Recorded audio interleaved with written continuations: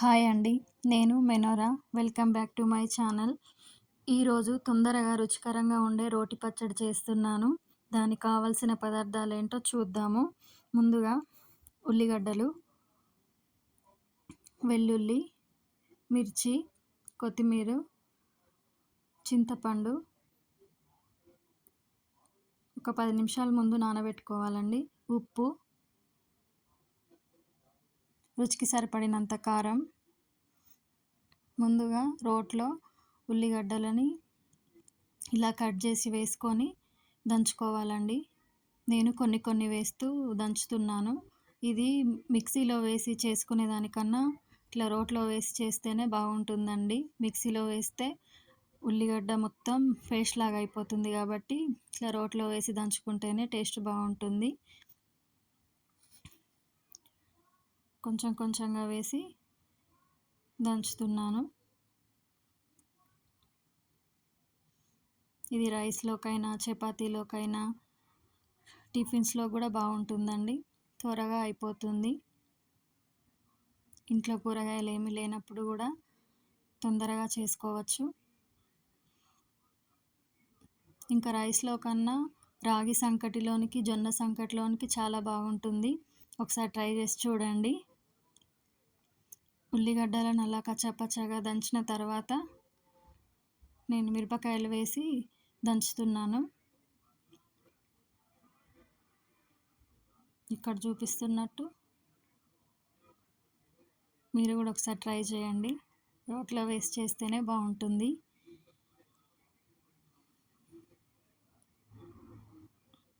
మిరపకాయలు వేసిన తర్వాత వెల్లుల్లి, కొత్తిమీర, కారం మీరు తినేదాన్ని బట్టి వేసుకోండి. జీలకర్ర,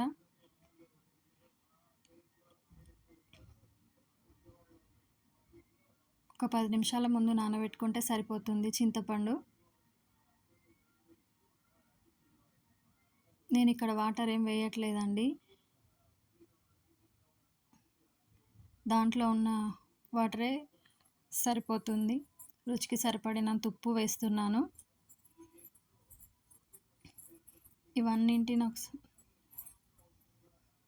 వీటన్నింటిని మళ్ళీ ఒకసారి దంచుతున్నాను.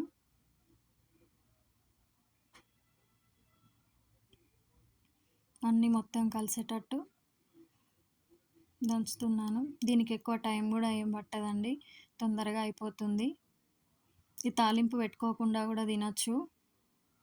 కానీ చిన్న పిల్లలు ఉంటే తాలింపు పెడితేనే బాగుంటుంది, లేకుంటే బాగా స్పైసీగా ఉంటుందండి. మొత్తం అన్నీ కలిసేటట్టు దంచుతున్నాను. చూడండి, ఇలా కచ్చాపచ్చాగా దంచుకోవాలి. దీనికి ఇప్పుడు మనం తాలింపు పెట్టుదాము. తాలింపు కోసం ముందుగా ఒక ప్యాన్ పెట్టుకొని, ఆయిల్ కూడా ఎక్కువ పట్టదండి, కొంచెం అయితే సరిపోతుంది. తాలింపు పెట్టుకోకుండా కూడా తినేయచ్చు. ఆయిల్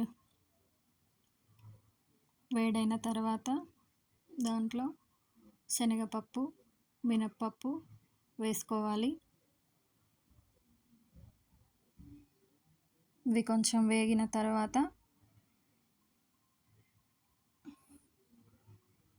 పప్పులను మాడనివ్వద్దండి. జీలకర్ర వేస్తున్నాను, ఆవాలు, తర్వాత వెల్లుల్లి వేసుకోవాలి.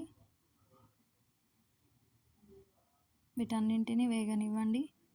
తర్వాత ఎండుమిరపకాయలు వేసుకోవాలి. చివరిలో కరివేపాకు వేస్తున్నాను. నేనైతే ఇక్కడ పసుపు వేయట్లేదండి, మీకు ఇష్టం ఉంటే పసుపు కూడా వేసుకోవచ్చు. ఈ తాలింపునంతటిని ముందుగా మనం రెడీ చేసి పెట్టుకున్న ఈ పచ్చడిలో వేసుకోవాలి. వేసి అంత చక్కగా కలిసే విధంగా కలుపుకోవాలి.